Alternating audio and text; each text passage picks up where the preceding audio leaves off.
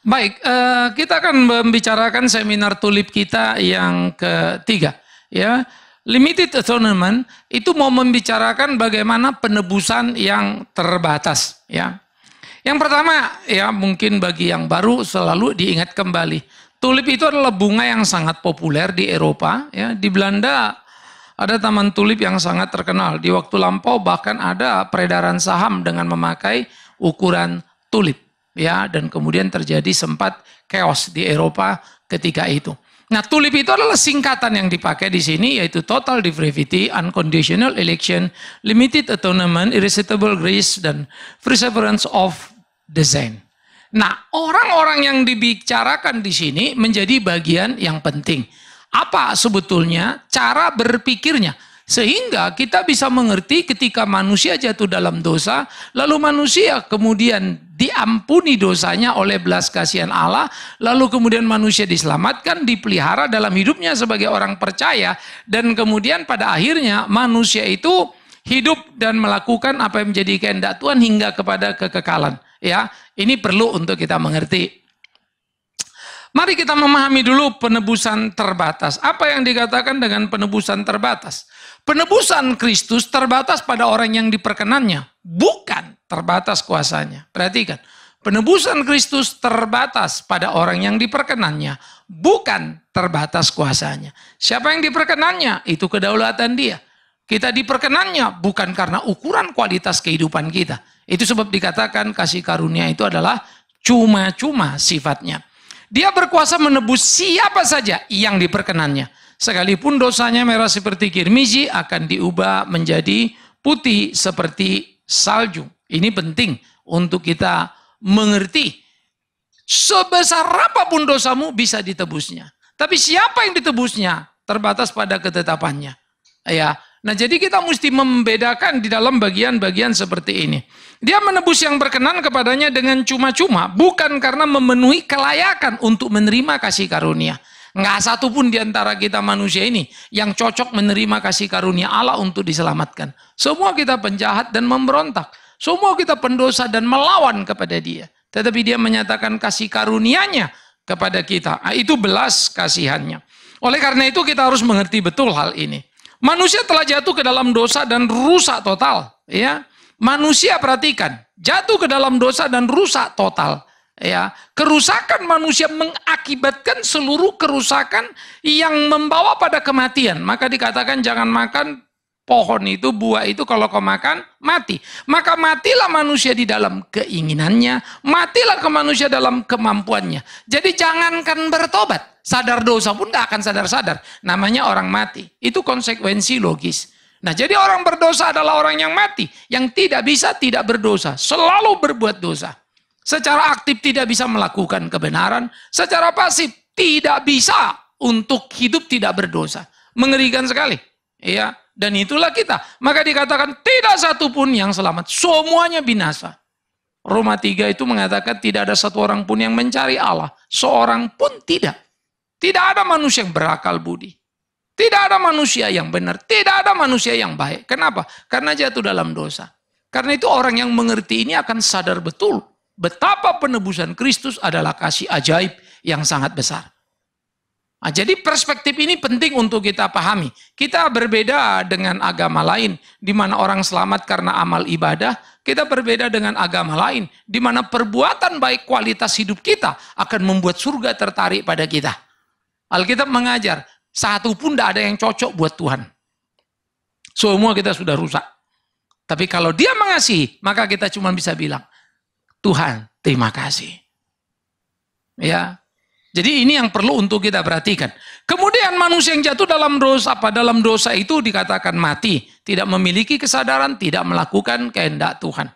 Ya, makanya di dalam Kejadian pasal 6, Kejadian pasal 1 manusia diciptakan, Kejadian pasal 2 bagaimana sebuah penciptaan tugas tanggung jawab diperankan, pasal 3 manusia jatuh dalam dosa, pasal 4 dia beranak cucu, pasal 5 lalu turunan-keturunan dari Ham, Sem, Yafet, pasal 6 sudah dicatat.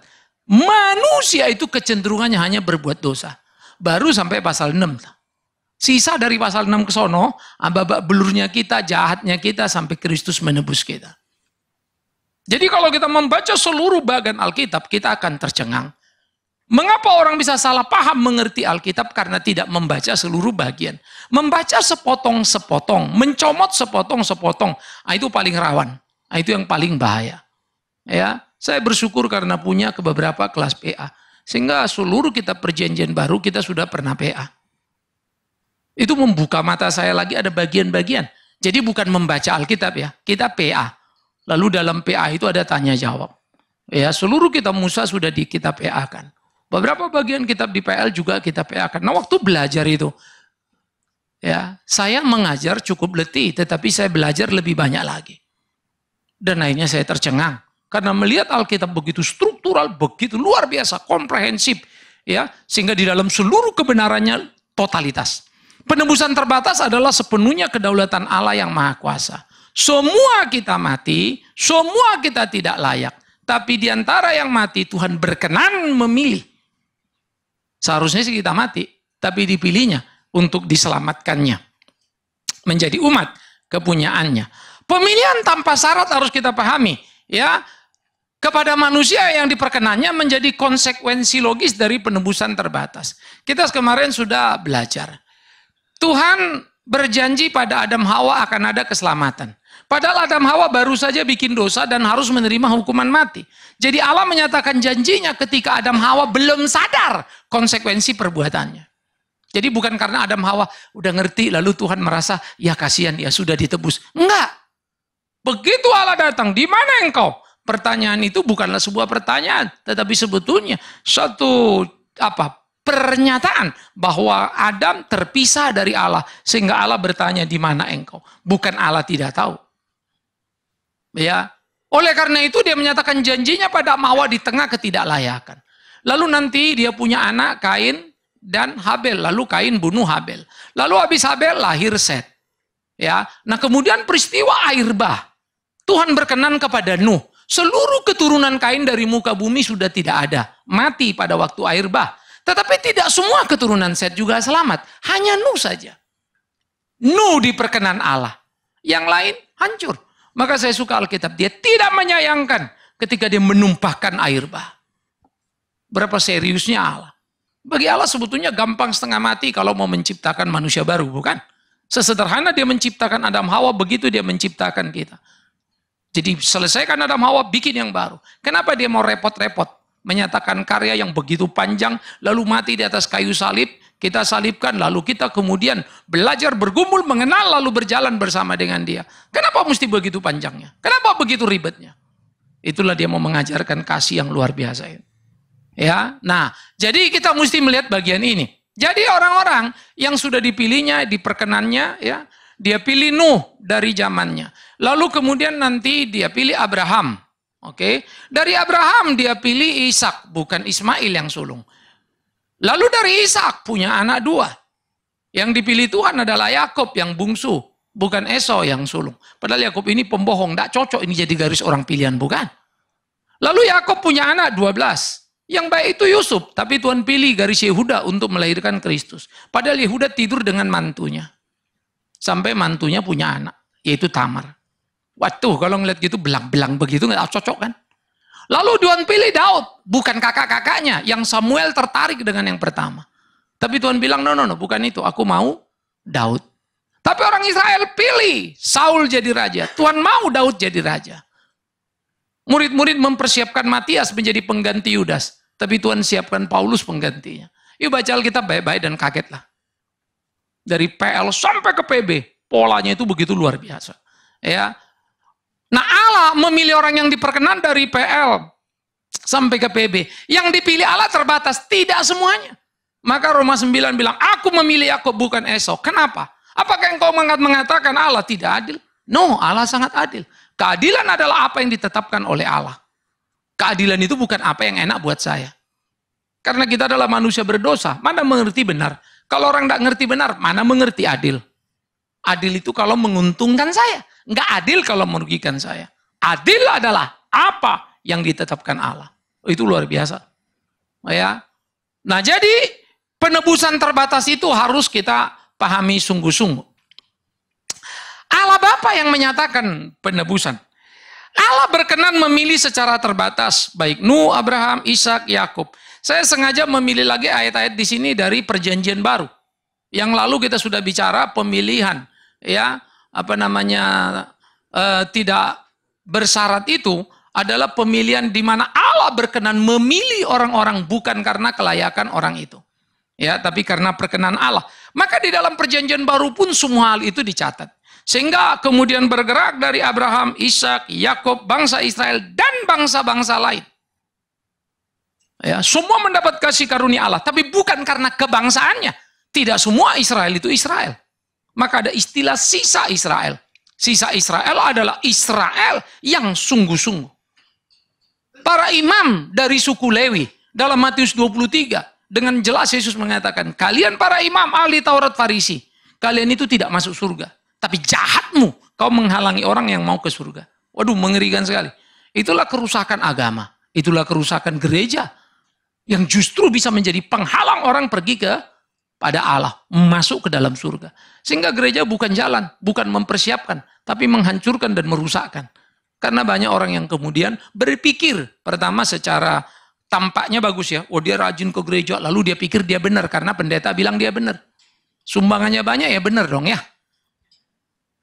Lalu dia pikir dia benar, tahu-tahu dia ke neraka. Dia tidak pernah diberitahu kebenaran. Dia ditipu.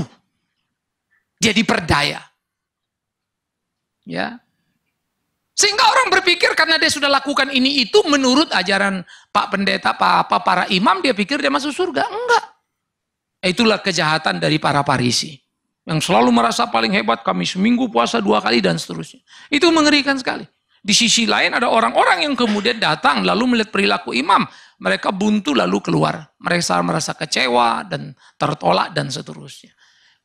Ya, jadi kalau kita belajar fakta Alkitab, jangan kaget dengan realita dunia masa kini. Ya, kalau Anda melihat seorang pendeta ternyata menjadi penjahat dan Anda kaget, itu hanya pertanda Anda tidak baca Alkitab. Karena yang menyalibkan Tuhan Yesus adalah rapat para imam. Yang dimulai dengan doa, Bapa kami. Waduh, gila juga ya. Ya Allah, tolong kami menegakkan kebenaran. Disalibnya Yesus. Jahat sekali ya. Dengan doa berbuat kejahatan. Nah, itu agama. Ya. Lalu, bagaimana kemudian mereka itu bergerak? Ditebus melalui Yesus Kristus. Yang secara simbolik di PL itu adalah anak domba Allah. Darah anak domba. Makanya kalau di PL itu darah anak domba dimulai dari Adam Hawa. Mereka jatuh dalam dosa, malu karena mereka telanjang. Lalu untuk menutupi kemaluan mereka, rasa malu mereka, diberilah mereka apa? Pakaian dari apa? Kulit binatang. Maka ada darah tertumpah karena dosanya. Dikuliti binatang itu untuk menutupnya. Artinya betapa mahalnya sebuah keberdosaan. Lalu kemudian dalam perjanjian berikutnya, lalu Abraham menerima janji. Hendaklah engkau menyunat anakmu usia 8 hari. Umur 8 hari tahu apa? Tapi awas, janji itu Allah berinisiatif. Allah berjanji, bukan manusia berinisiatif berjanji pada Allah. Allah berjanji pada manusia. Abraham sunat umur 8 hari. Maka setiap engkau sunat itu milikku. Siapapun di rumahmu. Jikalau tidak, aku akan memusuhinya. Waduh, serius banget ya. Lalu disunat. Arti sunat apa? Waktu dipotong kulit katannya, ada darah tertumpah. Darah, simbol perjanjian. Lalu setiap orang-orang Israel berdosa ada korban. Darah domba, darah burung merpati, atau apapun. Tergantung pada struktur ukuran yang ada. Tetapi yang menjadi penting, lagi-lagi, darah ditumpahkan. Nah jadi saudara-saudara, ketika kita melihat di dalam bagian seperti itu, darah dan darah dan darah dan darah dan darah tertumpah. Maka tahulah kita betapa darah itu menjadi simbol yang luar biasa. Tanpa darah tidak ada penebusan dosa. Tetapi darah binatang ditumpahkan berkali-kali seturut dengan dosa yang berkali-kali. Baru nanti digenapi pada diri anak domba Allah, yaitu darah Kristus. Satu kali untuk selama-lamanya. Sehingga Yesus tidak bolak-balik mesti mati disalib karena dosa kita. Tapi kalau domba itu harus mati. Ya, saya kemarin sudah memberikan gambaran. Bisakah kau bayangkan secara ekonomi akibat dari dosa? Ketika manusia harus Bikin dosa potong domba, bikin dosa potong domba. Dosa kita itu produktivitasnya tinggi ya. You pikir kalau tiap kali kita bikin dosa potong domba, dombanya nggak keburu beranak, dosa kita udah banyak. Perhatikan kalimat itu. Nggak mungkin sebetulnya. Jadi ritual pun nggak bisa kita penuhi. Itu pemiskinan yang mengerikan. Itu dosa. Makanya kalau kita belajar, mana mungkin? Yes, memang nggak mungkin you membereskan urusan itu. Makanya baru kita bilang, oh Tuhan terima kasih. Kau rela mati untukku. Darah suci, darah sempurna. Ya. Nah kemudian mereka yang ditebus oleh Allah itu disebut umatku, yang lain bukan. Anakku, yang lain bukan. Milikku, yang lain bukan. Maka tidak semua umat Allah. Tidak semua milik Allah. Tidak semua anak Allah. Dipilihnya yang diperkenannya. Umatnya, anaknya yang menjadi milik kepunyaannya. Hebat deh. Seluruh dunia milik dia. Tapi sudah berdosa padanya, dipilihnya yang mau diangkatnya menjadi anaknya. Dalam perkenan kuasa Allah. Tidak ada manusia terlalu hebat untuk bisa memilih Allah. Allah yang memilih kita. Dan Yesus mengatakan kepada murid-muridnya, ingat, aku yang memilih kalian. Bukan kalian yang memilih aku. Dan aku mau kalian pergi, menghasilkan buah, dan buahmu itu tetap. Saya sangat senang dengan Alkitab. Itu sebab saya kalau berdiskusi dengan banyak orang, buat saya makin diskusi itu kalau pertanyaannya jelimet, makin menyenangkan. Ya, orang-orang free thinker yang nggak percaya Allah ada, bagi saya menyenangkan berdiskusi. Ya, karena kita bisa menunjukkan keunggulan Alkitab yang luar biasa itu. Saya selalu mau mengatakan, kalau kita mengerti Kristen begitu utuh, ya, maka agama-agama lain itu seperti membuka 3 baut. Lalu selesai sudah. Tetapi mengertikah kita Alkitab? Nah itu persoalannya. Ngerti nggak kita semua? Nah itu masalahnya. Ya. Kemudian saudara, Allah menebus secara terbatas yang dikenannya. Jadi kalau saudara membaca seluruh ayat Alkitab ini, dari PLPB, selalu saya memilih ayat-ayat menambahkan di situ ya. PLPB, PLPB, PLPB, supaya kita ada satu komparasi. Sejak PL sampai PB. Yang kedua, ada beberapa, karena saya tidak bisa kumpulkan semua. Nanti slide-nya kumpulan ayat pula nanti. Ya. Ada terlalu banyak. Ya. Nah, di dalam Roma dikatakan Allah menetapkan yang ditebusnya sejak semula. Sejak kapan semula? Sejak kekal.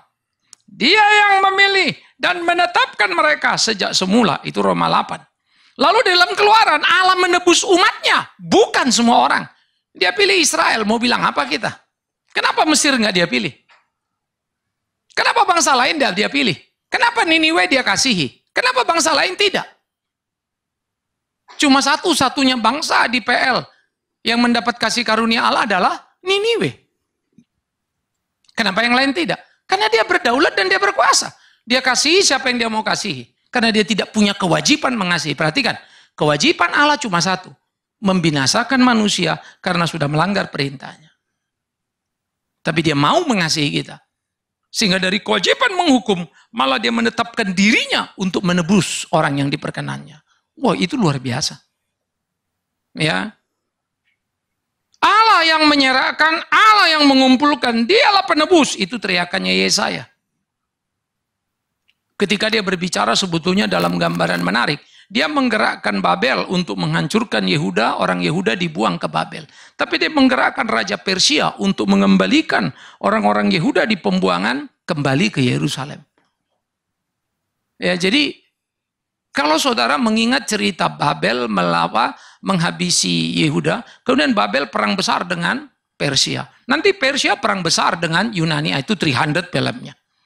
Jadi kalau nonton film dengan latar belakang Alkitab itu beda ya. Saya kalau pikir, gila bangsa ini hebat betul. Tentaranya kagum sekali. Kebesaran itu tidak pernah dimiliki Israel. Perhatikan kalimatku baik-baik. Secara kerajaan, Israel itu tergolong tidak menarik. Hanya 3 raja bersatu. Saul, Daud, Salomo, pecah 2. Utara hancur di tangan Asyur. Selatan hancur di tangan Babel. Tidak mencatat peristiwa yang hebat. Dinastinya pendek. Yunani jauh lebih panjang. Roma apalagi. Jadi jangan pikir Israel itu hebat luar biasa. No. Keunggulan Israel adalah dialah Tuhan pakai menjadi garis keselamatan. Tetapi ingat, tidak semua Israel adalah Israel. Sehingga di antara Israel ada Israel yang sejati. Itu sejak mulai dari PL sampai ke PB garisnya sangat terasa. Ya, jadi kita bisa melihat orang-orang yang ditebus di dalam Kristus adalah orang yang diberikan Bapa. Dalam Yohanes itu dikatakan, ya, semua yang kau berikan, ya, telah kulakukan karya keselamatan pada semua yang diberikan Allah, miliknya supaya ditebus di dalam Kristus. Karena itu ya kalau membaca Alkitab lagi-lagi saya bilang semua completely. Ya, nanti sesudah ini kita akan ada tanya jawab. Saya harap saudara mencatat kok gini, kok gitu dan seterusnya ya supaya ini menjadi kesempatan kita belajar. Sekarang Yesus yang menyelamatkan dalam kerelaannya. Ini prainkarnasi kita ngerti dulu. Karena banyak sekali orang Kristen sendiri salah tentang Yesus. Di dalam kekekalan prainkarnasi namanya. Yesus itu adalah Allah. Yohanes 1 ayat 1 sampai 3. Pada mulanya adalah firman, firman bersama dengan Allah, firman itu adalah Allah. Titik. Segala sesuatu dijadikan oleh dia, tanpa dia tidak ada yang jadi. Yesus adalah pencipta. Yang kita tahu selama ini selalu Yesus adalah penebus dosa. Allah Bapa lah pencipta. Salah. Yesus ikut mencipta. Ya. Jadi nanti kita akan ketemu lagi bagian itu. Dia dikatakan setara, sama sehakikat dengan Allah. Filipi pasal 2. Tapi tidak mempertahankan kesetaraan, melainkan kenosis, mengosongkan dirinya, menjadi sama dengan manusia. Sehingga di dalam kesementaraan, inkarnasi, masuk ke dalam daging dan darah, Yesus adalah Allah yang mengosongkan diri, menjadi sama dengan manusia. Nah, istilah mengosongkan diri adalah melepas atribut kealahannya. Sehingga Kristus adalah Allah yang terbatas, tapi bukan Allah yang sepenuhnya. Dia menjadi Allah yang terbatas karena rela jadi sama dengan manusia. Nggak ada yang bisa lihat Allah. Kalau Kristus adalah Allah yang sepenuhnya datang dalam dunia, mati semua kita. Nggak ada yang bisa melihat Allah. Tetapi dia melepas atribut keilahiannya. Sehingga pada waktu dikatakannya, Bapakku yang mengutus aku lebih besar daripada aku. Lalu orang saksi Yehova bilang, lah toh kan, Yesus saja ngomong, Bapaknya lebih besar dari dia. Lalu Yesus juga pernah ngomong, tentang hari itu, hari kiamat itu ya, akhir zaman. Tidak ada yang tahu. Tidak anak manusia, tidak malaikat, hanya Bapa di surga. Ya, lalu ada yang bilang, toh dia aja ada yang nggak tahu. Berarti dia bukan Allah. Ya, apa itu? Apa naik namanya itu? Ada satu guru katanya dari Malaysia, apa dari mana ya? Apa naik? Siapa yang pernah ingat? Banyak banget YouTube-nya beredar ya. Tidak satu kali pun Alkitab mengatakan Yesus menyebut dirinya adalah Tuhan atau Allah. Itu kalimat terlalu cetek gitu ya.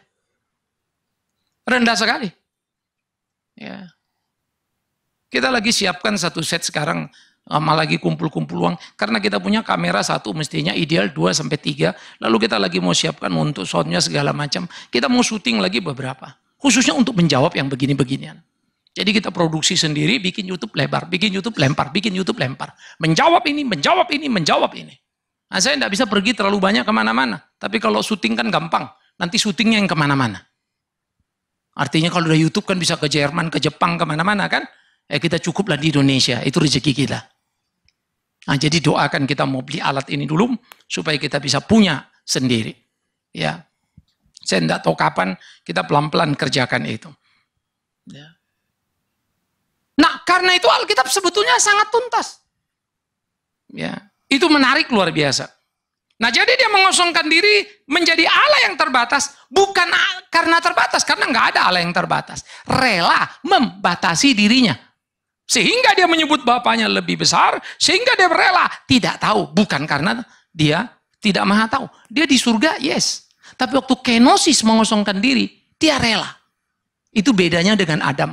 Adam itu manusia terbatas, tapi mau naik. Kristus itu Allah yang tidak terbatas, tapi mau turun.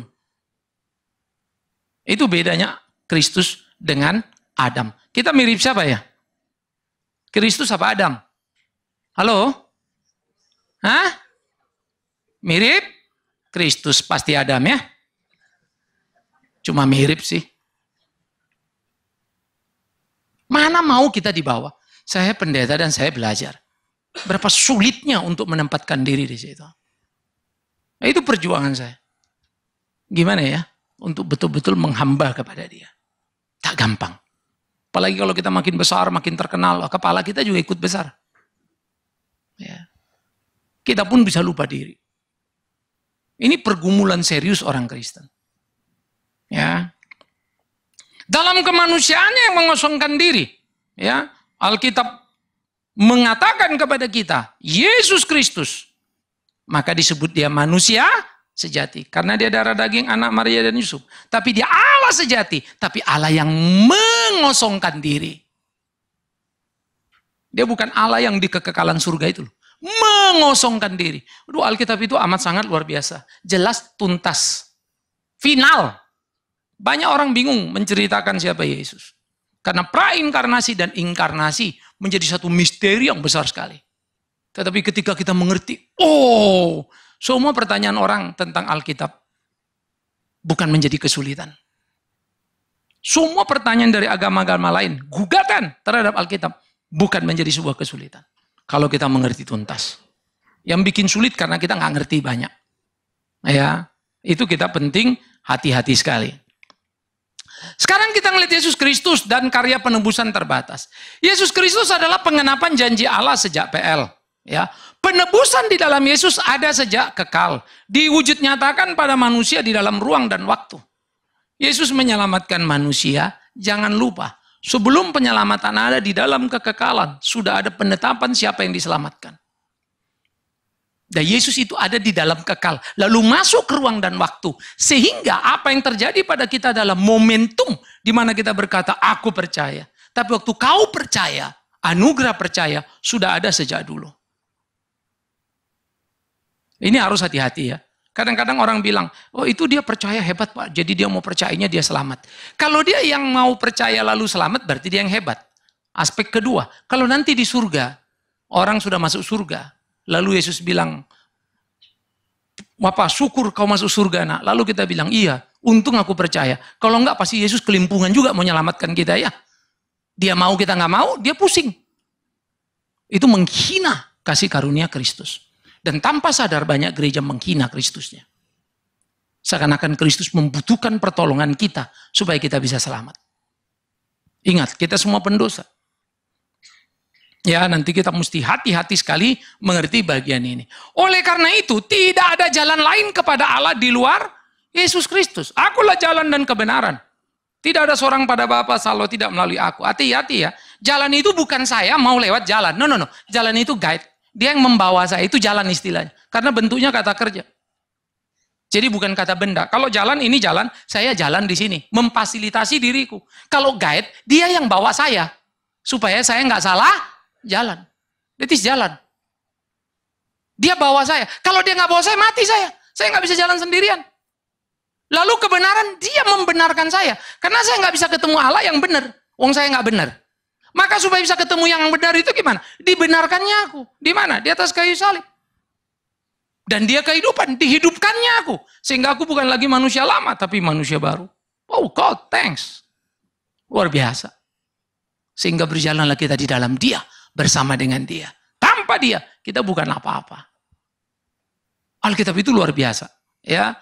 Lalu keselamatan hanya ada dalam nama Yesus Kristus. Kisah 4. Tidak ada di kolong langit ini keselamatan kecuali di dalam nama Yesus Kristus. Yesus artinya dia yang menyelamatkan umatnya. Waktu lahir pun namanya itu sudah jelas. Dia yang menyelamatkan umatnya. Umatnya dia loh. Ada yang bukan umatnya, jadi nggak semua itu. Harus hati-hati itu ya. Maka Lukas juga mengatakan hal yang indah sekali. Ketika malaikat itu menyanyi di antara gembala, damai di bumi bagi orang yang berkenan padanya. Bukan damai di bumi bagi semua orang di bumi. Yang berkenan padanya. Siapa yang diperkenannya? Urusan dia itu. Bukan bisnis kita. Kalau kau yakin kau diperkenan, Tuhan gampang. Silakan kau bicara. Tapi pohon dikenal dari buahnya. Kalau kau bilang kau buah durian, tapi tampangmu nangka aja nggak mirip, kan susah kita. Masa kau paksa aku percaya? Durian itu ada durinya. Jelaskan kita bisa bedakan. Oleh karena itu, ini menjadi bagian yang luar biasa yang bisa kita pahami sama-sama. Orang berdosa Ditebus dan selamat dengan percaya kepada siapa? Kristus. Yohanes 3:16. Di luar dia tidak ada keselamatan. Barang siapa yang percaya tidak binasa tapi beroleh hidup yang kekal. Nah, nanti kita baru tanya, bagaimana orang bisa percaya? Ini kan persoalan menarik lagi. Bagaimana orang bisa percaya? Namun tidak ada yang bisa percaya kepada Yesus kecuali siapa? Roh Kudus. Jadi Roh Kudus yang tolong kita percaya. Jangan tepuk dadamu lalu bilang, saya sekarang ngerti, saya percaya. Waktu kau ngerti pun itu karunia Roh Kudus. Jangan ada orang menyombongkan dirinya. Saya suka Efesus 2 ya. Keselamatan adalah kasih karunia. Pemberian cuma-cuma, bukan usaha manusia. Alkitab itu begitu final. Ya, sehingga kita perlu sungguh-sungguh menyadari bagian ini sepenuhnya. Nah, mari kita masuk sekarang Roh Kudus. Roh Kudus pribadi ketiga Allah dalam keesaannya. Dia adalah kekekalan dan turut dalam penciptaan. Nah, pasti saudara juga nggak pernah kan dengar Yesus pencipta. Yes. Roh Kudus pencipta. Yes.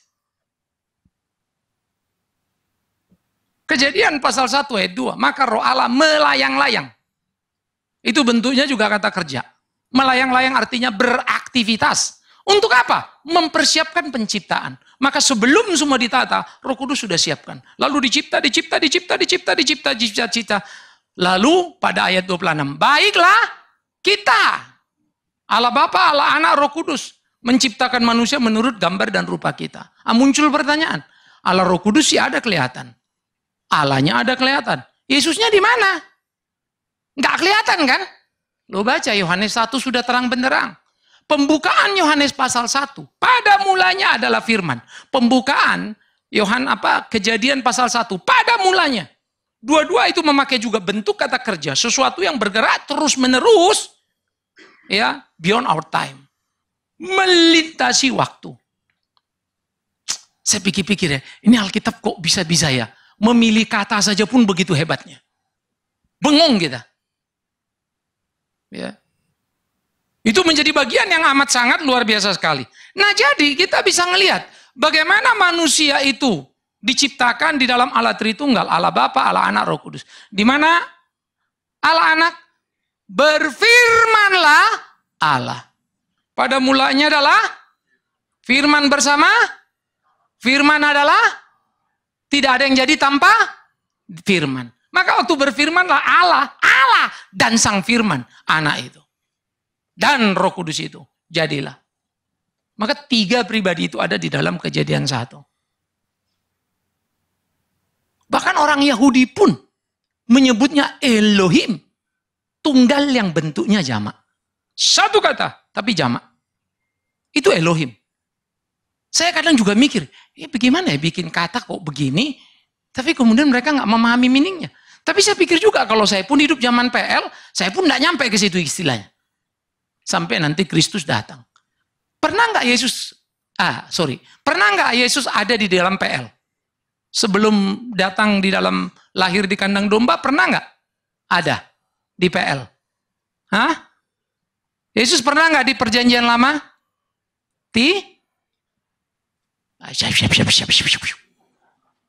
Bahasa Indonesia aja lah. Bukan nubuat, pernah ada nggak fisik? Ada. Bukan. Saya suka kalian kenceng ya, jadi ketahuan salah. Ya, itu namanya teofani. Teofani itu ada beberapa peristiwa. Ketika negosiasi antara Abraham dengan malaikat Allah. Kalau gini gimana? Kalau gini, malaikat nggak berani nego. Siapa yang tuh berani nego? Nah, itu namanya teofani. Kristus yang datang di dalam bentuk malaikat. Lalu yang kedua, yaitu ketika Yosua menyembah malaikat bala tentara Allah. Lalu dia menyembah. Dibiarkan. Lalu diberitahu pada Yosua apa yang harus dilakukan. Loh, mana boleh orang menyembah malaikat? Di Wahyu jelas. Yohanes mau menyembah malaikat, malaikat bilang, stop, jangan. Kita sama. Saya tidak boleh terima sembah kamu. Kita sama-sama ciptaan. Lalu kenapa yang ini terima? Teofani. Nanti teofani menjadi kristofani. Nah, itu di PL, di PB. Aduh, keren banget tuh Alkitab. Jadi kalau kita lihat gitu nggak kaget-kaget munculnya. Ada tips aduh, hebat ya. Nah yang kedua, jadi dia terlibat di sana. Dia adalah pribadi, bukan sebuah kekuatan yang bisa diatur atau diperintah manusia. Karena itu hati-hati kalau doa ya. Jangan ngatur-ngatur Roh Kudus. Ya. Kadang-kadang kita nggak sadar ya, Roh Kudus silakan beracara. Emang kau pikir siapa kau? Kau suruh dia duluan beracara? Roh Kudus ambil alih acara. Emang kau yang mimpin? Lalu sekarang sisanya kasih dia. Hati-hati loh. Yuk datang siapa yang mimpin kemari? Roh Kudus yang pimpin kau. Jadi hati-hati. Kami lepaskan Roh Kudus. Demi Tuhan yang hidup. Kau tulen saksi Yehova. Itu pemikiran saksi Yehova. Karena bagi saksi Yehova, yang namanya Roh Kudus itu kekuatan Allah. Satu kekuatan yang bisa kamu pakai.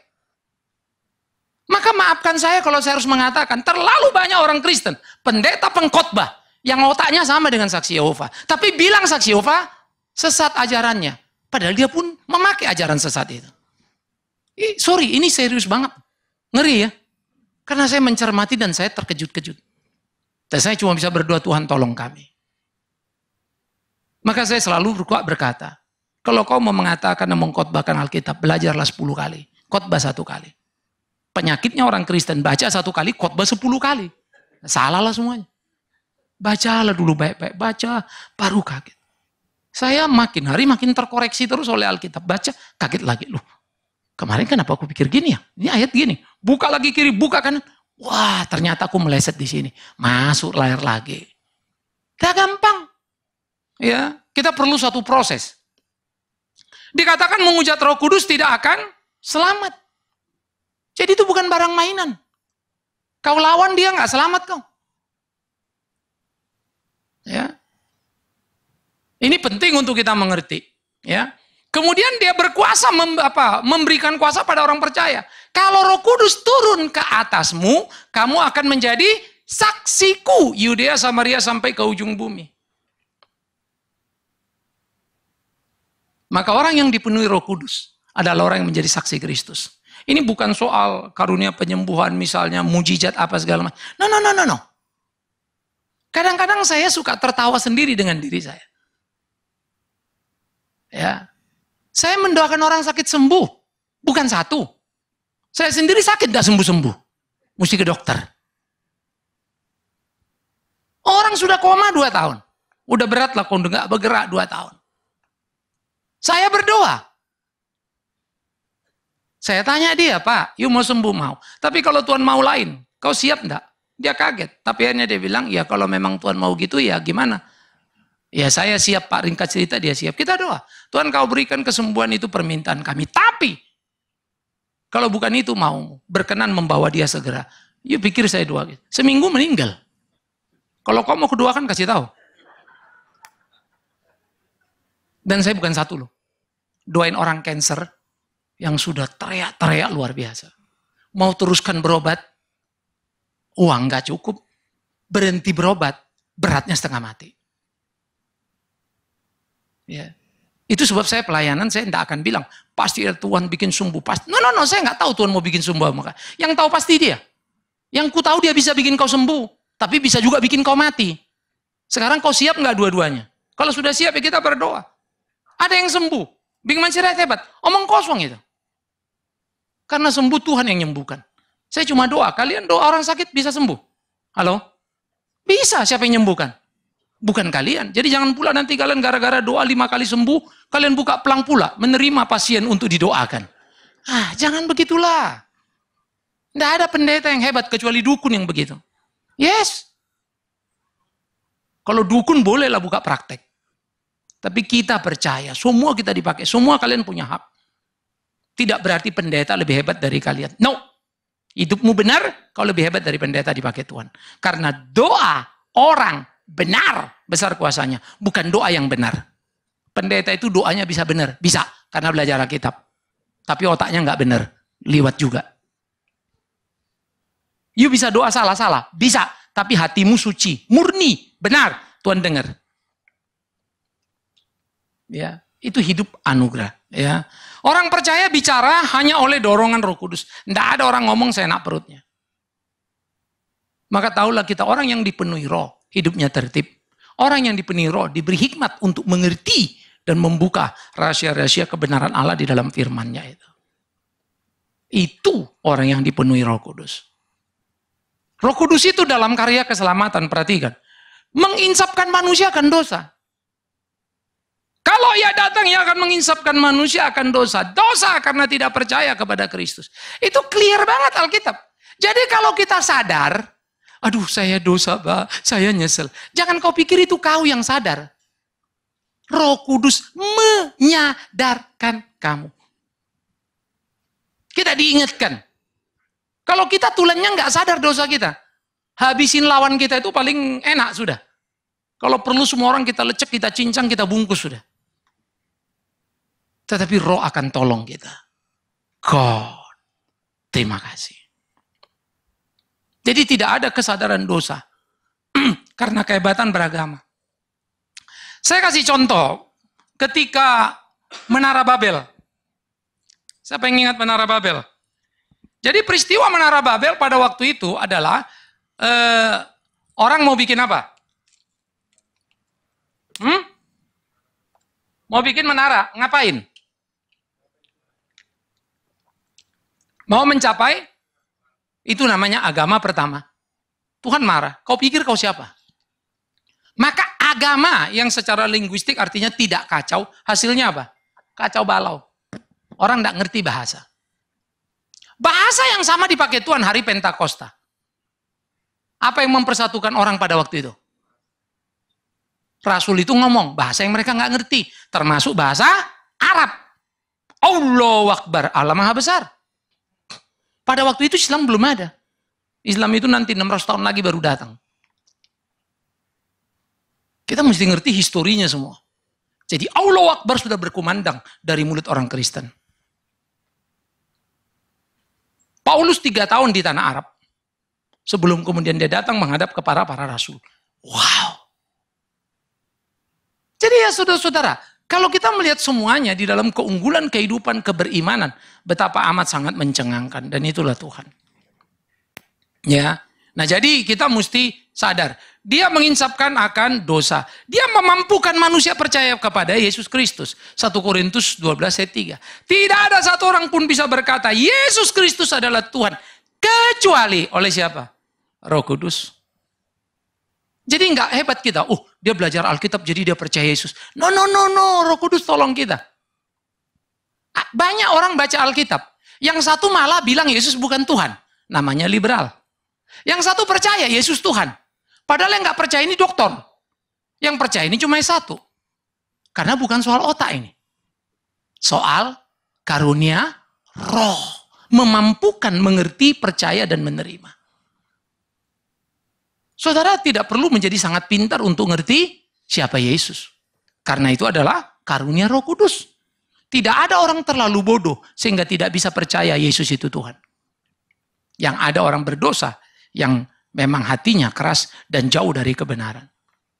Yang ketiga, Roh Kudus itu mengajar dan mengingatkan orang percaya akan kebenaran. Itu loh pekerjaan Roh Kudus, kita diingatkan, kita disadarkan. Sehingga kita selalu berjalan dalam jalan yang benar. Tidak mau pada jalan yang salah. Kita dipimpin Tuhan. Saya mengerjakan banyak proyek. Kadang-kadang tidak gampang. Ya, kita kerja di Kalimantan. TK, SD, SMP, SMA. Sudah anak-anak berhasil luar biasa. Ya, kegerakan yang sangat mencengangkan. Ratusan sarjana kita hasilkan dari sana. Kita mau buka STT. Karena beban saya begitu besar. Karena Kalimantan sudah kehilangan arah. Gereja terkontaminasi. Tiap tahun cuma mau cari tumpahan anggaran dari pemerintah. Udah mulai miris. Jual beli suara politik tiap kali mau pemilu atau pilkada. Gila. Gereja itu tidak lagi punya pride sebagai kontrol terhadap kehidupan sosial. Ya. Berat, sulit. Tapi kadang-kadang jalan, kadang-kadang enggak. Saya juga bingungi Tuhan mau sekarang, apa ntar, atau bagaimana. Saya banyak bingung. Dan saya harus menunggu waktu dia. Kalau waktu saya gampang bikin plan. Saya bisa kok. Saya bisa dekati banyak orang untuk menggerakkan itu. Tapi itu Tuhan mau apa enggak? Udah gampang. Kita dikasih tanah di Papua. Hibah 10 hektar. Sekarang on progress. Tapi rasanya lama.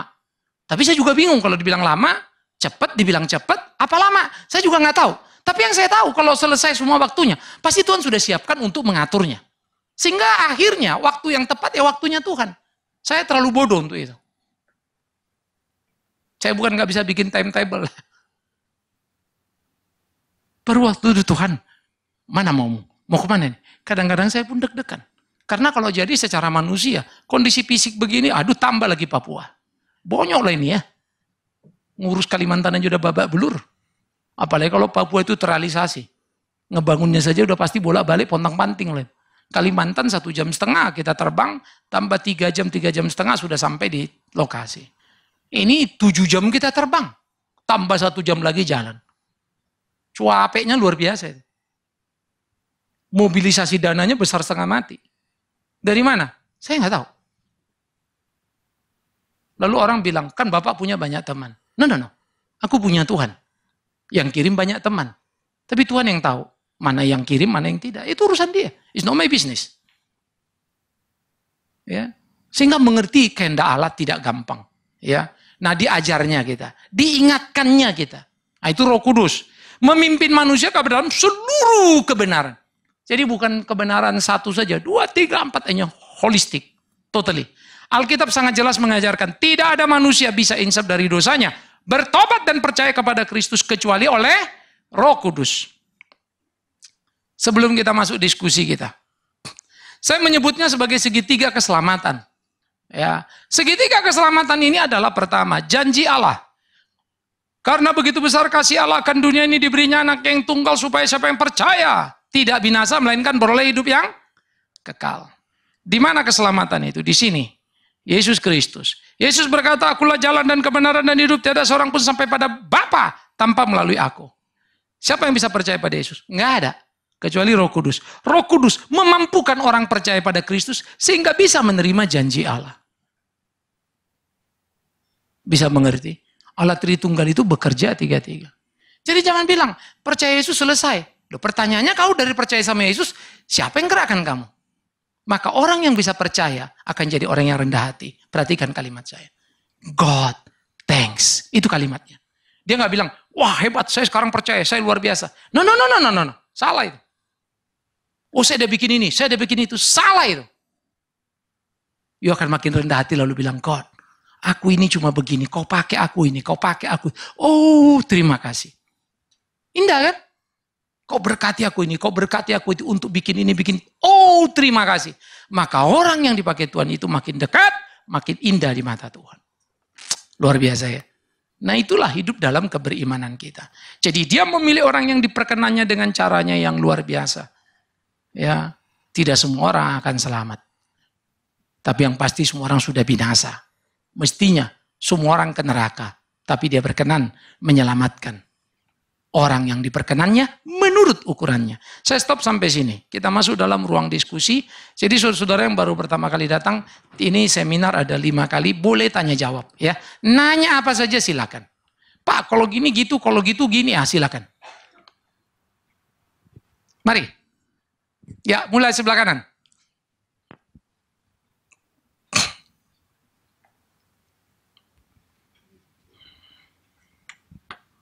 Shalom Pak. Ya. Saya mau tanya tentang Filipi 2 ayat 12. Mengerjakan keselamatanmu dengan takut dan gentar. Itu artinya apa, ada andil manusia untuk lakukan keselamatan itu atau tidak?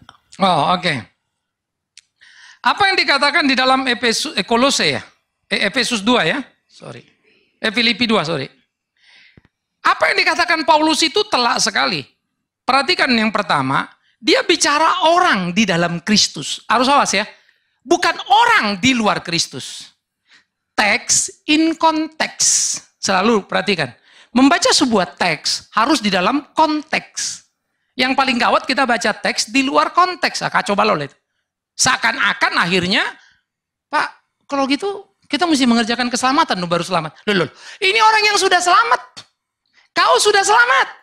Sudah Kristus di dalammu. Jadi, hai kau yang sudah selamat, kerjakanlah keselamatan itu. Apa itu? Perintah Yesus Tuhanmu. Ikut aku. Sangkal dirimu, Pikul salibmu, lakukan ketetapanku. Jadi itu bukan menunjuk supaya saya selamat, saya harus melakukan apa yang Tuhan mau. Karena apa? Di bawah perhatikan baik-baik. 13 saja. Hai saudaraku yang kekasih, kamu senantiasa taat. Udah jelaskan ya? Orang yang taat kan? Karena itu tetaplah kerjakan keselamatanmu. Ini ditujukan pada orang yang sudah percaya atau akan percaya. Jelas sudah percaya. Dengan takut dan gentar. Bukan saja seperti aku hadir, tapi pula terlebih lagi sekarang waktu aku tidak hadir. Karena Allah yang mengerjakan di dalam kamu. Baik apa? Kemauan maupun pekerjaan menurut apa?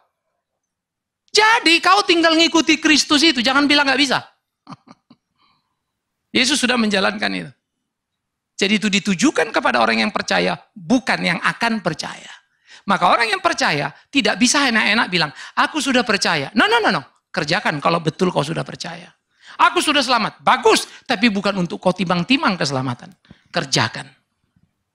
Lakukan apa yang dia mau. Nah, itu memang banyak ditarik orang akhirnya menerjemahkan itu seakan-akan itu orang belum percaya. Sama dengan ketuk pintu.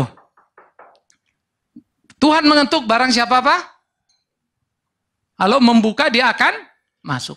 Pertanyaannya sederhana. Jadi saudara, jangan keraskan hatimu. Ketuk pintu nanti kamu dengar. Supaya kau bertobat dikasih karunia Allah. Please. Konteksnya itu jelas. Ditujukan kepada gereja Laodikia. Gerejanya loh itu. Gereja ini sudah suam-suam kuku. Oke. Maka diketuknya lah pintu gereja ini. Siapa yang akan buka pintu? Orang yang sungguh-sungguh. Dombaku mengenal suaraku. Siapa yang bisa mengenal suara Kristus? Cuma dombanya. Jadi dombanya itu yang buka pintu, istilahnya adalah aku Tuhan dombamu. Itu bukan orang luar lalu selamat karena buka pintu. Berarti dia sendiri yang hebat karena dia bisa buka pintu. Dia bisa kenalin suara Tuhan dengan kekuatannya. Enggak konsisten Alkitab. Nah, lagi-lagi saya bilang, teks harus di dalam konteks. Good, ada lagi?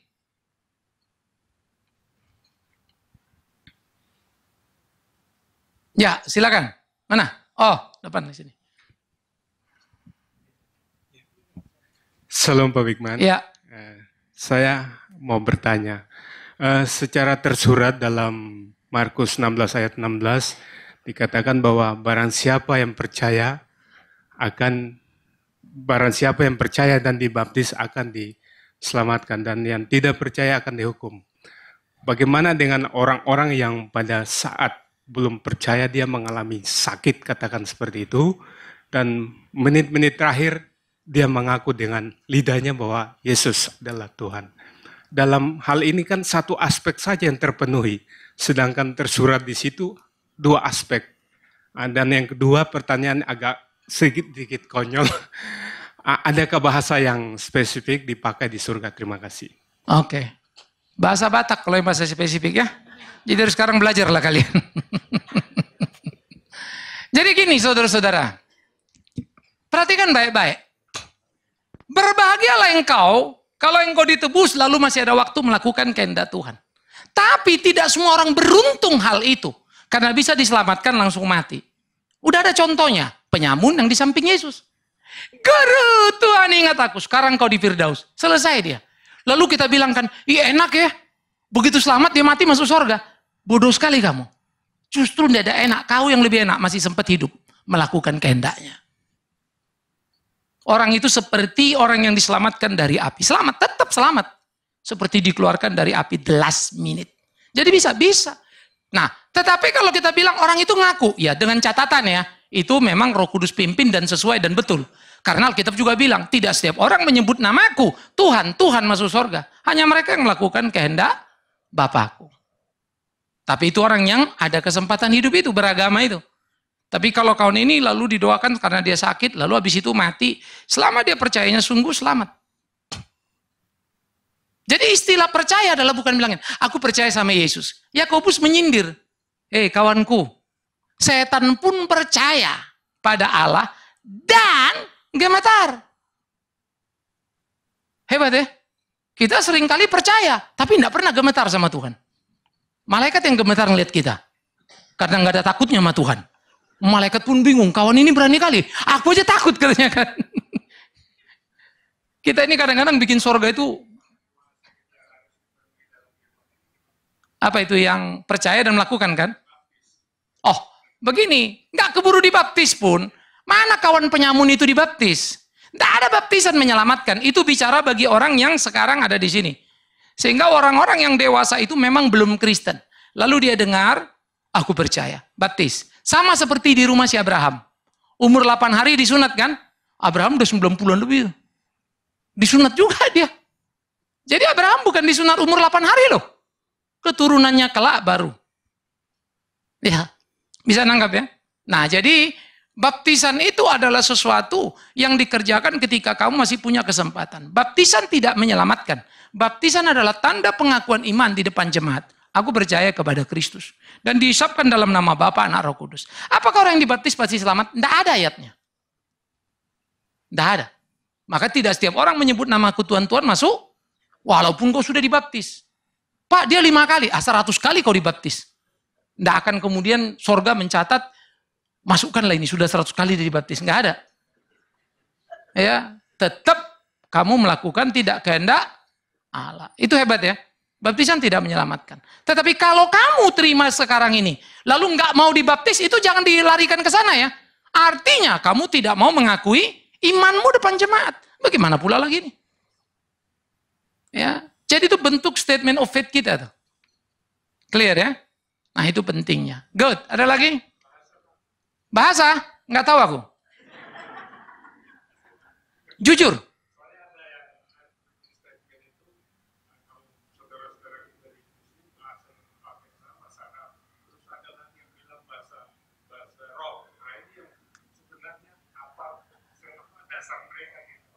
Begini, sebetulnya itu dua-duanya tak bertanggung jawab itu.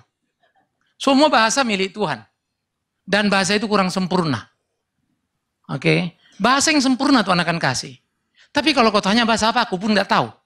Kalau bahasa roh, bacalah Alkitab baik-baik. Bahasa roh itu tanda untuk orang tidak beriman, bukan untuk orang beriman.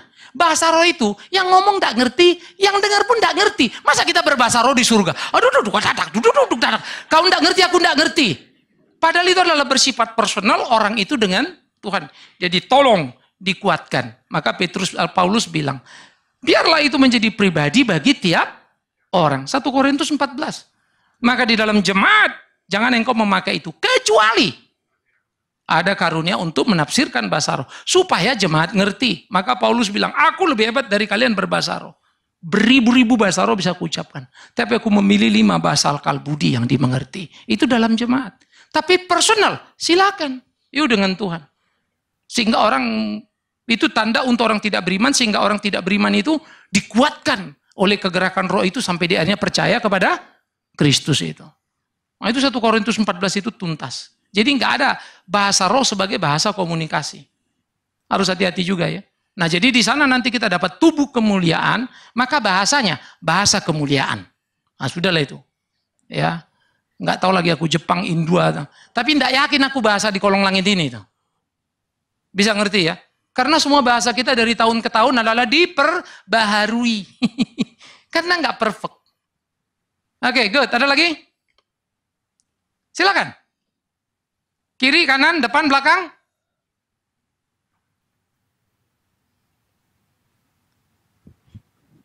Loh kok satu semua? Mari, silakan. Siapa lagi yang mau nanya? Hari ini saudara boleh banyak nanya, karena bakal banyak makan. Pak. Ya. Pak, saya mau tanya, keselamatan kan kepada orang yang berkenan ya. Bagaimana kisah para Rasul 2 ayat 21, barang siapa yang berseru kepada nama Tuhan akan diselamatkan. Yes. Makasih Pak. Yang berseru itu adalah orang yang diperkenan yang bisa berseru padanya. Tidak ada orang bisa berseru kepada Tuhan kecuali oleh Roh Kudus. Ya, perhatikan ya. Tidak ada orang bisa berseru kepada Tuhan kecuali oleh Roh Kudus. Memang berseru, saya percaya. Tapi percayaku pun anugerah. Bukan aku itu. Maka jangan ada orang menepuk didinya. Efesus 2. Itu sebab keselamatan diberikan cuma-cuma. Itu sebab ya kalau saudara betul orang yang sudah diselamatkan. Roh hidup dalammu. Saya yakin satu saja hidupmu. Memuliakan dia. Tak lebih, tak kurang. Hartamu ada, tidak membuat kau gelisah. sakitmu datang tidak membuat kau ketakutan. Karena peganganmu yang terkuat adalah Kristus yang mengikat kita di dalam rohnya yang kudus itu. Ya, jadi semua orang harus berseru. Berseru itu namanya percaya. 1 Korintus 12 ayat 3. Tidak ada orang bisa berseru atau percaya kalau bukan karena Roh Kudus. Maka kadang-kadang Alkitab, saya kasih contoh. Siapa yang menyalibkan Yesus? Ya, manusia itu siapa? Imam. Mestinya imam itu yang ngerti kebenaran kan ya? Siapa yang percaya pada Yesus di atas kayu salib? Pertanyaanku, baik mana penyamun sama imam? Hah? Lo nggak di kasus salib itu dulu? Baik penyamun apa imam? Ah, ngeri juga kan?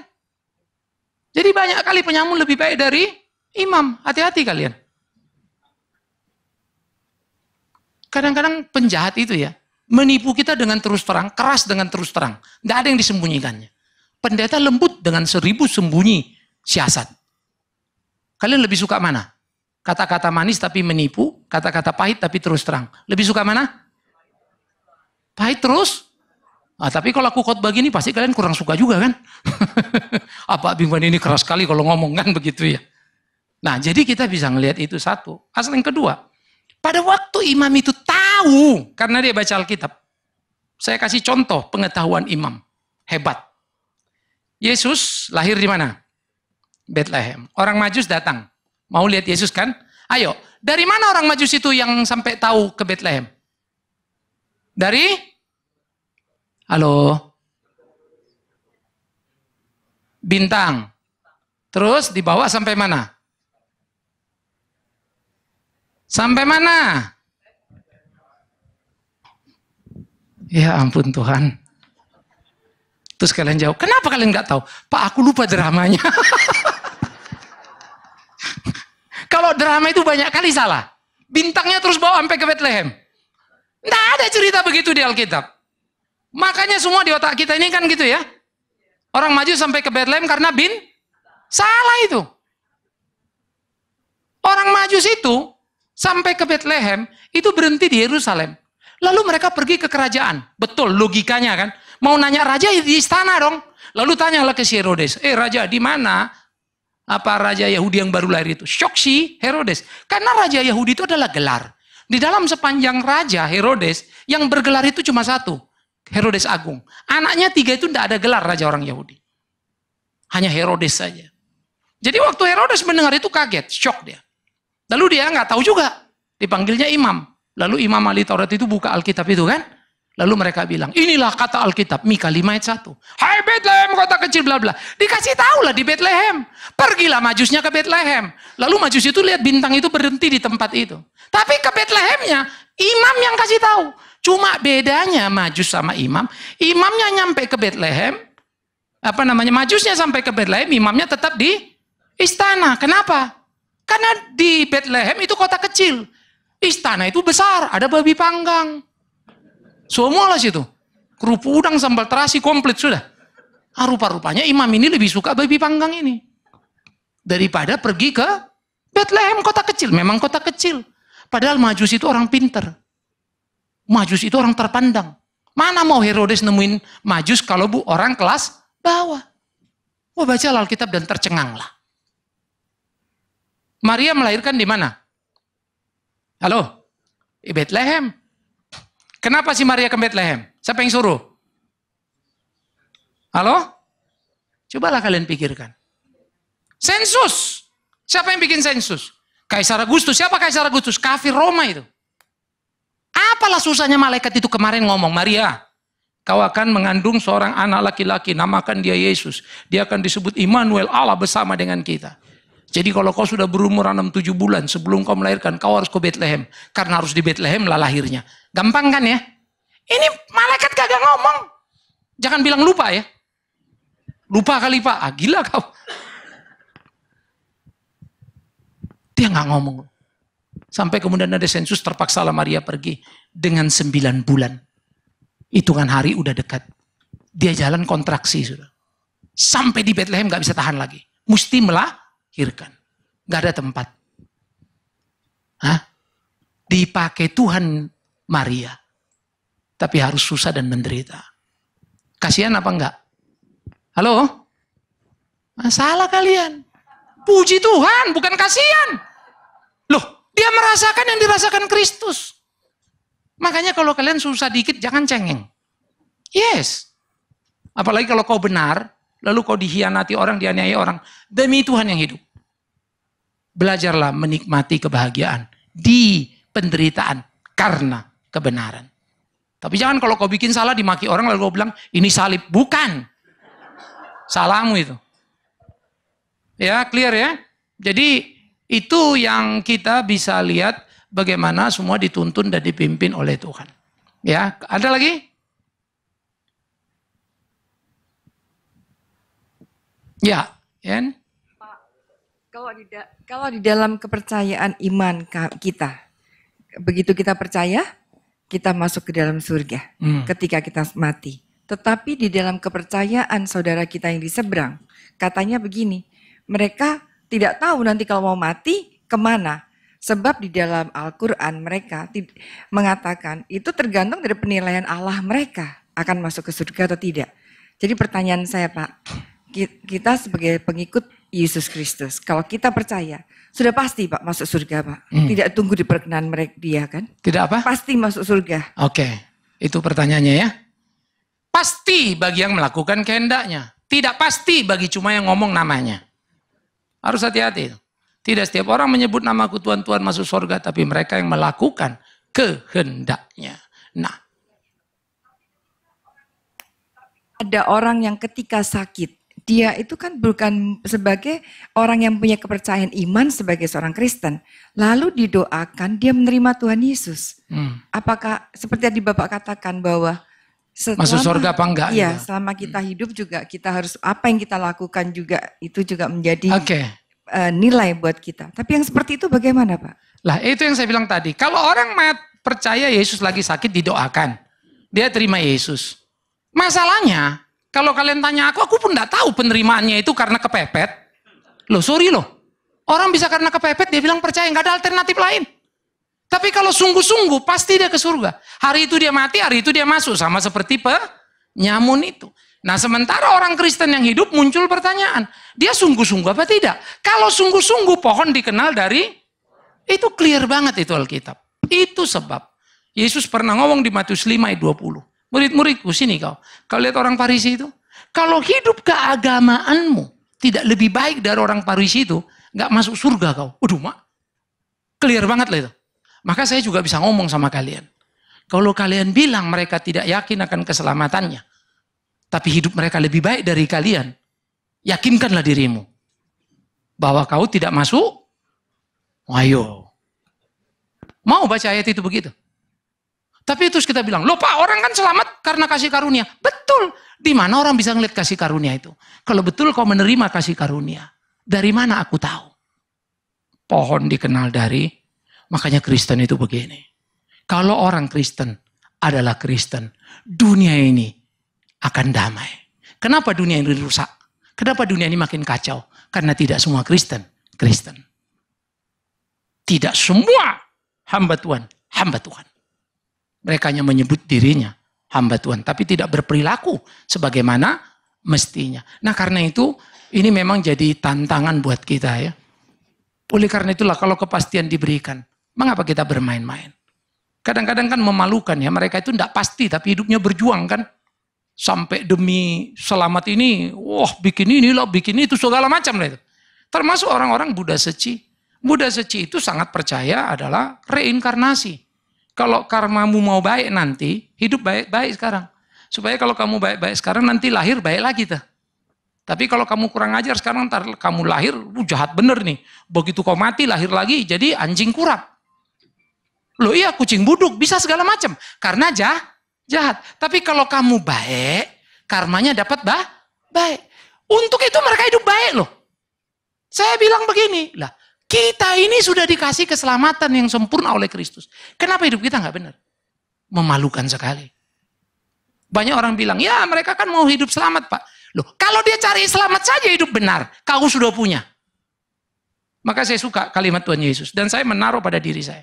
Saya suka Master Chan itu yang dari Buddha Seci. Saya suka ada TV itu kalau lagi nonton Dengarin pemikirannya. Saya terpukul. Saya tahu Tuhanku lebih hidup, lebih hebat. Yes. Tapi aku harus mengaku jujur. Karya dia jauh lebih besar, lebih hebat. Why? Apakah aku malas? Lalu aku periksa diri. Enggak, aku udah lakukan semua apa yang ada yang aku tahu. Ya sudah. Aku agak tenang. Karena aku gelisah juga. Jangan-jangan aku memang kurang sungguh-sungguh. Jadi dia dipakai luar biasa, kita enggak. Kita mesti gelisah loh. Kalau ada teman kalian yang nggak Kristen, tapi hidup agamanya, loyalitasnya sangat luar biasa, ya kita mesti gelisah. Maka kalau duduk samping teman kita, biar dia tahu anak Tuhan itu mana. Maka tolong, kadang-kadang kita mesti berani tanya mereka. You kan bergaul banyak teman, lu jujur coba sama gue, menurut lu gimana gue? Baik apa enggak? Lu jujur bantu gue. Lu sih baik, cuma kadang-kadang, kan bagus juga ya. Begini, cuma kadang-kadangnya lebih banyak dari baiknya. Nah, baru kita sadar, kita anak Tuhan apa anak hantu. Beda-beda tipis itu. Udah betul loh. Gelisahkan dirimu. Ayo, suami-suami, kalian apakah suami yang baik? Iya, menurut kau. Tanya istrimu. Pak, lu memang baik Pak kalau lagi tidur. Kalau bangun Pak, gue gak kuat ya Pak. Ayo istri-istri, kau istri yang baik apa bukan? Ya mulai diam semua. Menurut kau, apa kata suamimu? Anak-anak sama. Mama jahat, papa begini. Emang kau anak baik? Kalau kau anak baik, nggak begitu mulutmu ke papa mamamu. Dasar anak kurang ajar, bapak. Kau pun kalau mak baik, nggak begitu kau ke anakmu. Sorry loh. Itu urusan sederhananya setengah mati. Maka saya suka hidup Kristen itu begini. Gak bisa diumpetin. You ketahuan semua. Ya, nggak penting kalian bilang kalian Kristen puasa seminggu 2 kali, nggak usah. Tapi akan kelihatan dari perbuatan hidupmu yang benar. Tapi bukan perbuatanmu itu yang menyelamatkan. Karena kau sudah diselamatkan, itulah hidupmu. Apa yang kau takut lagi? Terakhir, siapa lagi? Oke. Udah ya, satu yang ada lagi ya. Nanti Ibu Yanti ribut lagi nih. Ya. Yuk. Selamat sore Pak. Saya ingin menanyakan Wahyu 14 ayat 1. Perikopnya anak domba dan pengikutnya yang ditebusnya.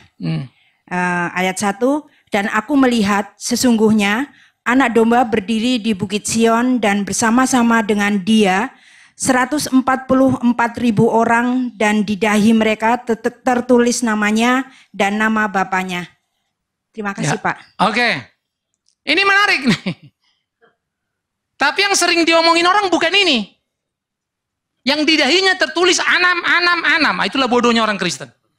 Tolong buka pasal 13 ayat 18. Halo? 13-18 ya, sebelum ini. Ini 14 ayat 1 sebelumnya. Coba 13. 18. Ini ayat terakhir 13, 18, lalu 14 ayat 1. Yang penting di sini ialah hikmat. Barang siapa bijaksana, biarlah menghitung bilangan binatang itu. Karena bilangannya adalah bilangan seorang, clear banget ya. Bilangan seorang manusia dan bilangannya adalah 666. Di dalam terminologi orang Yahudi, ketika menerima surat Wahyu, mari kita pakai otak kita ini masuk ke dalam kitab Wahyu, memahami dengan cara mereka memahami. Oke? Kalau orang kita jalan, permisi, tunduk ya. Ini biasanya orang Sunda apa orang apa ya? Jawa, Sunda ya. Kalau di Medan nggak ada begitu soalnya. Opung lewat dulu aku, katanya jalan aja. Satabi katanya, terus dia lewat aja sudah ya. Nah, di Barat juga orang nggak kenal gitu. Tapi kalau kita ngerti budayanya Jawa, oh itu tanda hormat, santun. Nunjuk kemana? Nangkono. Waduh bingung gitu. Ini kok jempol ya? Dia nggak begini loh. Nggak sopan. Pakainya jempol. Santun. Nah, kita ngerti, oh gini loh budaya Jawa. Nangkap ya? Nah, sekarang kita masuk ke orang Yahudi. Angka di orang Yahudi, 1 itu angka Esa. 2 itu balance, seimbang. Suami istri simboliknya. 3 itu kemenangan. 4 itu angka penjuru bumi, barat, timur, selatan, utara. 5 itu jarang dipakai, tidak pernah ada. 6 itu angka manusia dan fail. Manusia dan gagal. Manusia diciptakan hari ke-6 dan jatuh dalam dosa. Bilangannya seorang manusia, 6. Manusia gagal, manusia gagal, manusia gagal. Kelewatan kalau kau takut. Kok takut sama manusia? Tuhan marah loh. Tapi orang ditakut-takuti oleh pendeta sekarang. Dengan anam-anam ini. Oke. Lalu 7 perfect sempurna, 7 meterai, 7 sangkakala, semua 7. Hari ke-7 istirahat, 8 oktagonal itu biasanya hanya buat arsitektur. 8 sabda Allah, ya. 9 jarang dipakai, 10, 100, 1000, 10.000, 100.000. Bulat, genap, banyak. 11 tidak ada, 12 rasul, 12 suku. Suku 12, maka rasul dipilih Tuhan Yesus 12 mewakili presentasi para suku. Nah, oleh karena itu, di dahi orang yang sekelompok pengikut setan itu tertulis anam. Oke? Tapi tidak usah kalian bayangkan ditulisnya pakai apa, Pak? Ditato apa diapain? Janganlah begitu. Itu tanda. Tanda itu dilihat dari perilakunya. Jadi jangan ribut dengan anamnya. Banyak orang takut rumahnya anam. Banyak orang takut nomor mobilnya platnya 666. Kalau mobilmu bagus, rumahmu bagus, kasih aku. Aku yang pakai. Sejak kapan setan bisa mengganggu, menteror kita? Kita orang merdeka. Bisa ngerti ya? Nah, oleh karena itu, istilah di dahi, di tangan, itu begini. Dalam Ulangan pasal 6, ya, hendaklah engkau mengatakan kepada anak-anakmu, akulah Tuhan Allahmu, bla bla bla. Tuliskanlah itu di soto rumahmu, taruhlah di dahi anakmu, taruh di tangannya, di tiang pintumu, pintu pagarmu, dan semuanya. To remind us. Bahwa Kristus, bahwa Allah kita lah yang menolong kita. Di sini kau ingat, ini waktu kau mau kerjakan apapun. Dengan ini memperwakilkan, melakukan apapun, ini memikirkan apapun. Lalu Paulus memakai satu istilah, persembahkanlah apa? Tubuhmu, all your activity. Persembahkanlah seluruh aktivitasmu sebagai persembahan yang hidup, kudus, berkenan pada Allah. Itulah ibadah yang sejati. Artinya, hari-hari hidupmu yang benar itulah ibadah. Bukan hari Minggu ini saja. Tiap hari. Nah, baru kembali lagi ke angka 144.000. Jadi kalau yang satu di dahinya anam-anam, nggak usah pusingkan mereka. Mereka itu anak setan. Sampai sekarang pun banyak anak setan. Ngerti maksudnya ya? Banyak anak setan. Masa kita nggak tahu mana anak setan? Coba lihat kirimu. Aku bilang coba lihat kirimu, betul apa enggak? Aku juga nggak tahu. Jangan pula kau lihat kau setannya. Jadi kalau kita melihat di dalam bagian seperti itu, siapa ini 144.000 ini? Ditulis di dahinya anak domba Allah. Siapa? 12 kali 12 kali 1000. Dari mana 12 kali 12 kali 1000? Ada 24 tua-tua, 12 di kiri, 12 kanan. Ada 12.000 suku-suku, 12.000, 12.000. Maka waktu kita ngelihat di dalam bagian ini, di dalam 12.000 suku terhisap orang-orang PB. Ini adalah pembagian tanah suku 12 ini. Tetapi kemudian kita muncul pasal 4, pasal 7, pasal 9, baru pasal 14. Ada 3-4 pasal membicarakan itu. Maka kita tahu ini adalah 12 kali 12 kali 1000. Maka 12 kali 12, 144 kali 1000, 144.000. Artinya ada banyak orang percaya dari PL maupun PB yang di dahinya tertulis anak domba Allah. Di sebelah sana ada banyak orang tidak percaya Allah, di dahinya tertulis 666. Ya sudah. Sampai sekarang kita tahu mana anak Tuhan, anak setan kok. Anak Tuhan tidak akan lagi berbuat dosa. Artinya continuous. Tidak berbuat dosa terus menerus. Anak setan akan berbuat dosa terus menerus. Anak Tuhan bisa jatuh? Bisa, tapi tidak terus menerus. Nggak ada continuousnya. Dia bikin dosa, dia menyesal. Dia kembali, Tuhan tolong saya. Lalu dia terus upgrade hidupnya dalam benar itu. Nah jadi, isu pasal 14 ayat 1 adalah isu sederhana. Nama apa yang tertulis di dahi kita? Namanya apa? Ibu nama apa di sini? Hah? Anak domba Allah apa nama anam? Oh, melewati harkatnya. Biarkan Tuhan itu. Jangan pula kita ke situ. Itu merampas namanya ya. Oleh karena itu, anak domba Allah. Dari mana kita tahu seorang itu anak domba Allah? Perbuatannya. Dari mana kita tahu seorang itu anam? Perbuatannya. Jadi sekarang ini, di dunia ini, sudah ada yang namanya anam. Sudah ada yang namanya anak domba Allah. Pohon dikenal dari, nggak usah nunggu nanti. Pak, tapi yang anam-anam ini bisa bikin mujizat. Lah, dari dulu yang namanya dukun jago itu, Aliran hitam semua.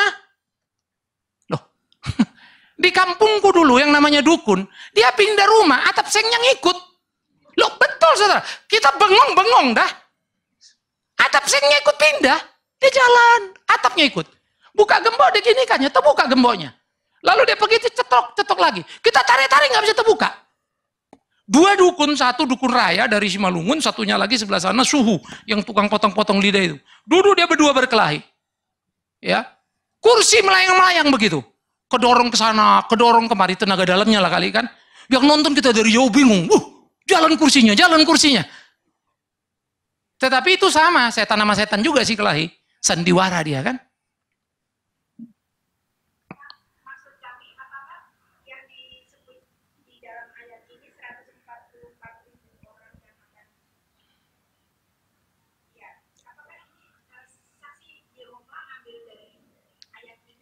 Itu saksi Yehova pernah ambil ayat 144.000 letter lek. Maka aku katakan pada yang sekarang, kasihan kau nak, yang kemarin saja sudah 150.000. Nggak masuklah kau. Itu terlalu bodoh sebetulnya. Yang kemarin saja sudah lebih. Karena Charles Russell punya pengikut banyak. Itu dari 1800-an. Jadi kalau betul angka 144.000 saksi Yehova itu, nggak nyampe dia. Dan yang kedua, saya akan ngomong sama dia, kau nggak fair. Itu yang tertulis anak domba Allah, Yesus Kristus itu. Kau tidak percaya. Tapi kau bilang kau anaknya. Kalau sudah surga saja, kau anaknya. Kalau di dunia ini kau sangkal dia. Malah enggak, inkonsistensinya tinggi sekali. Saksi Yehova tidak percaya Yesus Tuhan ya. Jadi aneh bin ajaib kalau di dahinya tertulis anak domba Allah. Lalu mendadak dia terima itu 144.000. Dan yang kedua, kalau mau baca letter lek wahyunya, 144.000 itu 12 suku itu. 12.000. Nggak kebagian saksi Yehova. Rasul pun nggak kebagian. Cuma suku-suku itu saja. Jadi banyak orang dari PL, dari PB yang selamat.